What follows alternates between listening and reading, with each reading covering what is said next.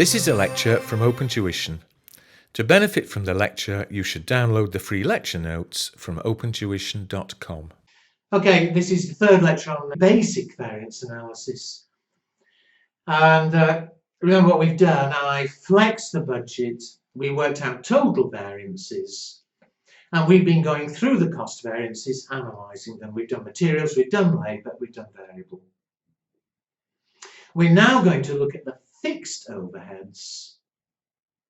And remember, we talked about this in the first lecture a bit, that fixed overheads we budgeted on at 130,500. And in real life, fixed means fixed, it should stay at 130,500 whether we produce more or less. But because we're using absorption costing, for the profit to be, standard profit to be $7 a unit, it did mean we flexed the fixed overheads. And we stuck in $15 a unit, even though we know it shouldn't really have changed.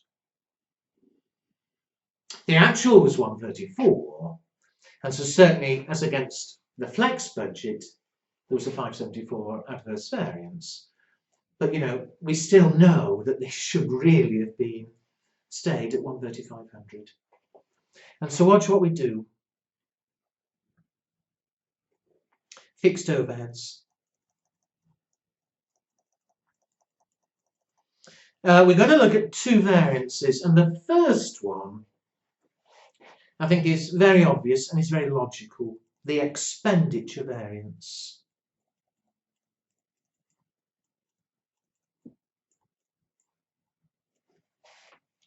The expenditure variance, as I've just repeated and I've said several times, fixed overhead should have stayed fixed. And so we need to check, did we spend more or less than we should have done? We compare the actual total expenditure, 134074, with the original budget total.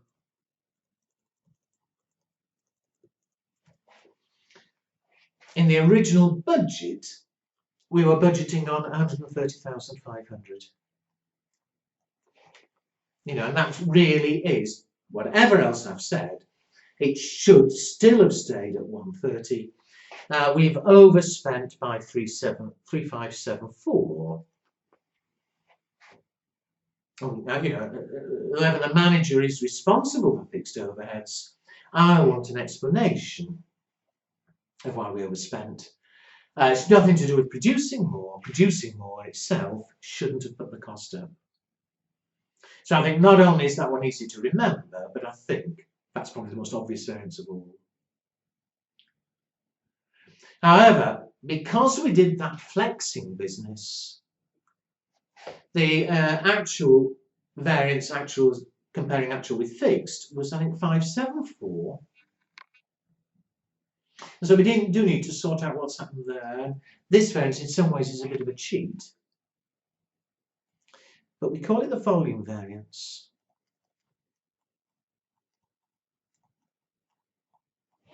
Why did we put a bigger cost in the flexed budget? It's because we produced more. And in the flex budget, rightly or wrongly, we were putting in every unit produced at the 15 a unit. And so to explain what happened there, if we look at units, the actual production was 8,900. And so if you look back, we charged 8,900 at $15 a unit. The budget production, though,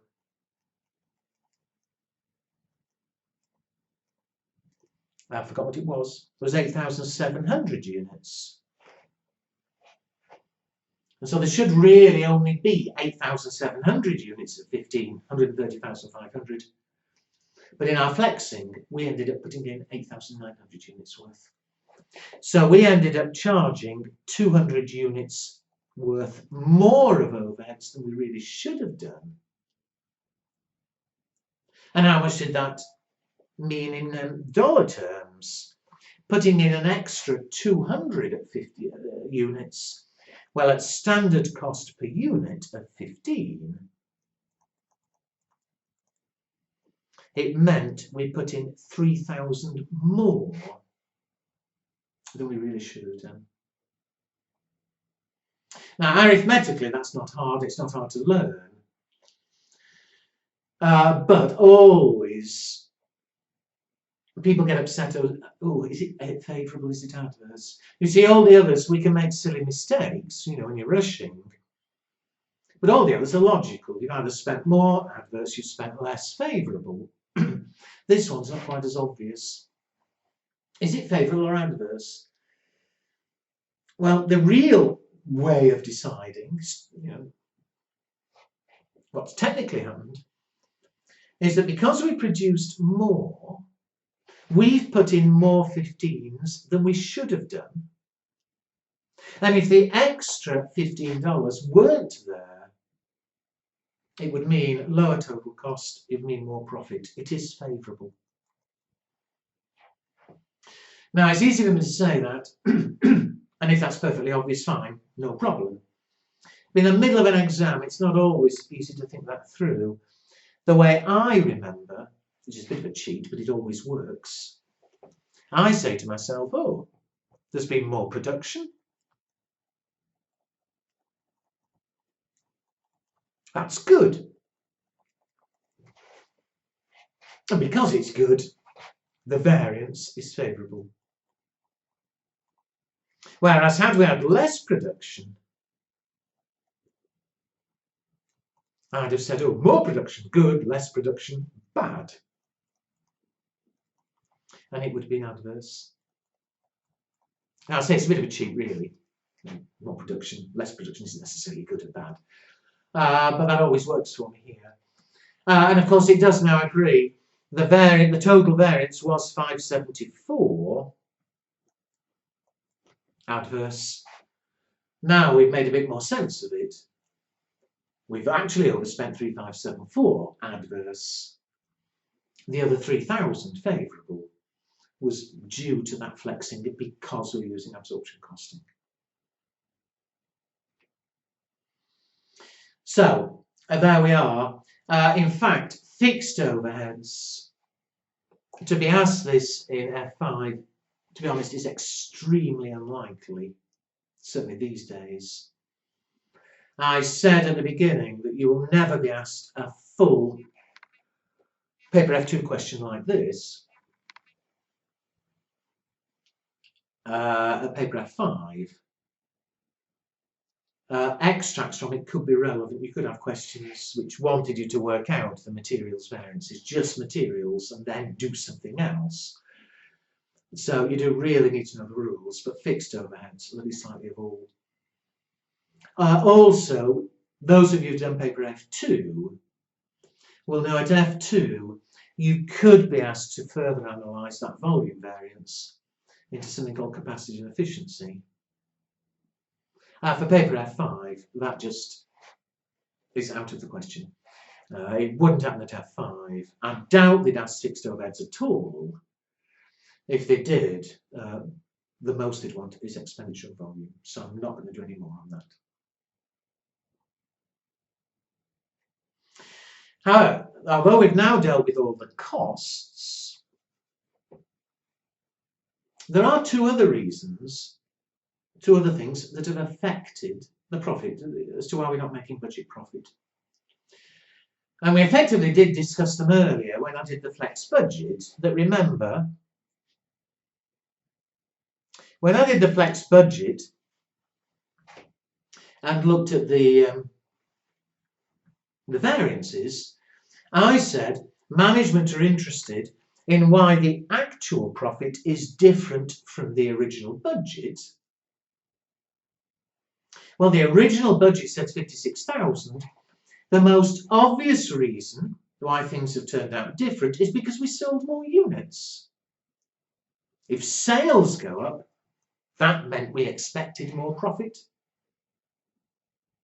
And of course, the other thing that affects us is the selling price. That what we sold should have been at 630. For the same sales, we only got 613,200. We've obviously dropped the selling price, and that's lost us money.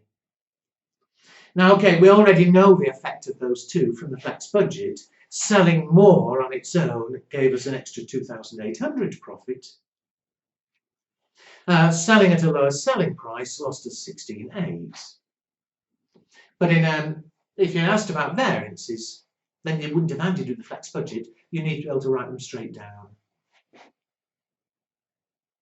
So learn the rules, because in fact, whatever I've kept saying about F5, when they have asked little bits of F2, I think more often than not it's been the sales variances. And it's two completely separate things. First one that affects us is selling more or less, and we call this the sales volume variance. And to calculate the sales volume variance, we compare the actual sales, 8,400 units, with the budget sales, 8,000 units. So we sold 400 units more than we expected. And if everything else went perfectly, if we sold the right price and if all the costs were right, if everything else went perfectly, that would increase the profit by the standard profit per unit. And what is the standard profit per unit? Remember, the standard selling price is 75. The standard total cost is 68. And so every unit should be making $7 profit. And therefore,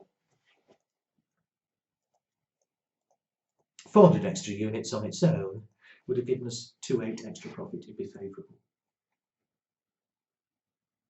I say we already knew that, but again, if you haven't got, since you wouldn't have the flex budget in front of you here, make sure you can work it out straight away.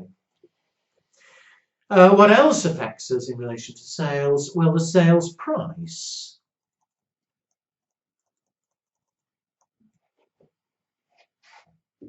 If we change the price, if we charge $1 less a unit, then on its own, that means $1 less profit. So to get the effect of a change of sales price, we take our actual sales and we compare what we actually sold them for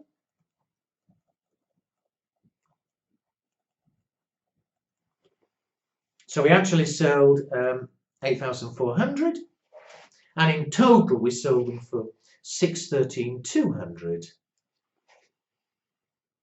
We compare with what we should have sold them for, actual sales at standard selling price. 8,400.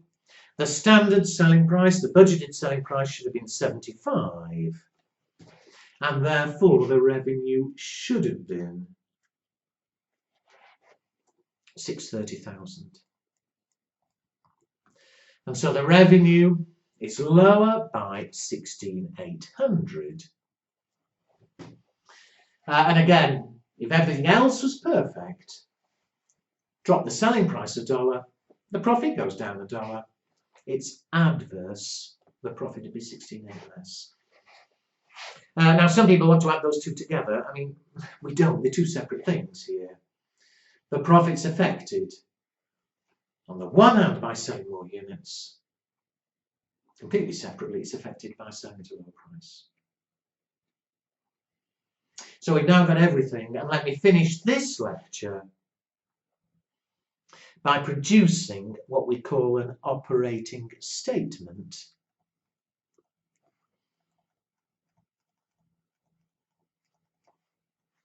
I said some time ago that what management are really interested in is why the actual profit is different from the original budget.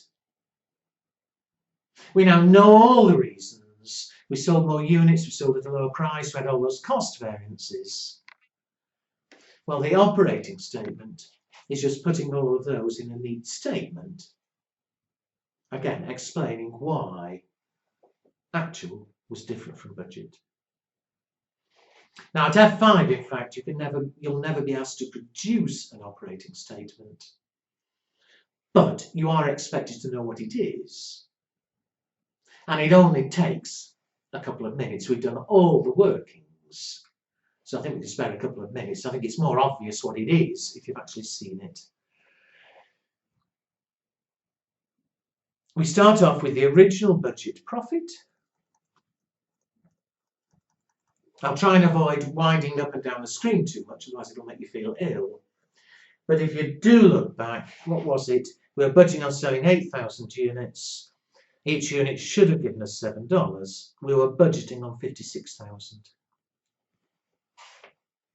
Why didn't we make 56,000? Well, the most obvious reason of all was we sold more. We've got the sales volume variance.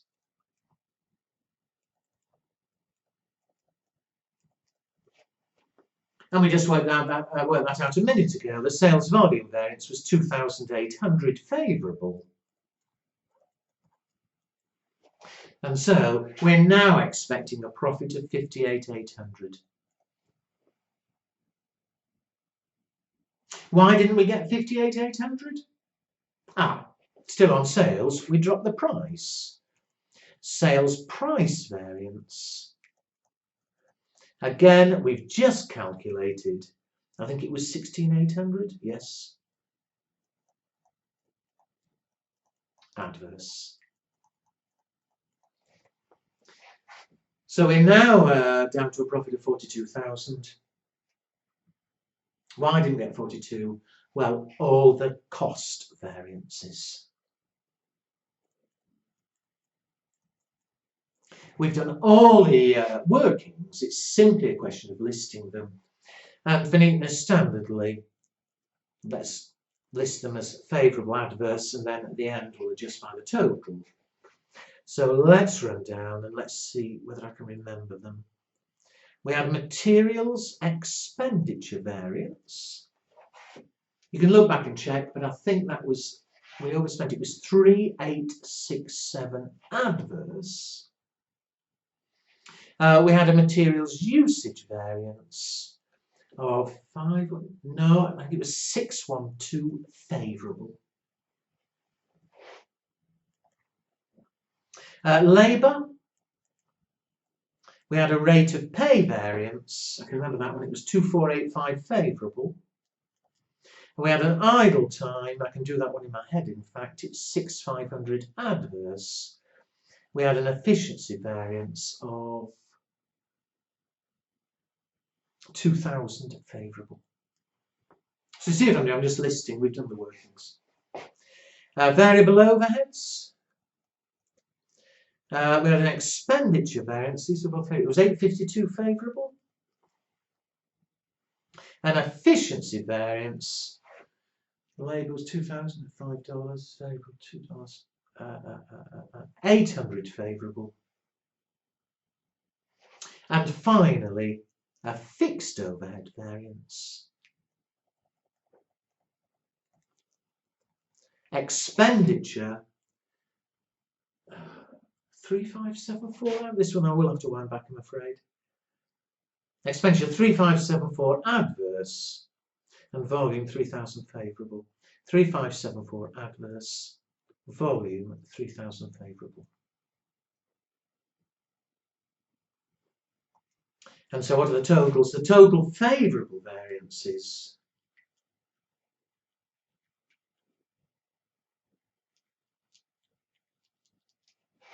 $9,749. The total adverse variances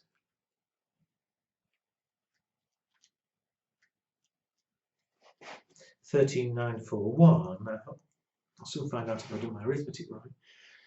So there's a net adverse variance, 13,941 minus 9,749. So 4192 adverse. And what does that do to the profit? We've got as far as 42,000 minus 4192 is 37,808.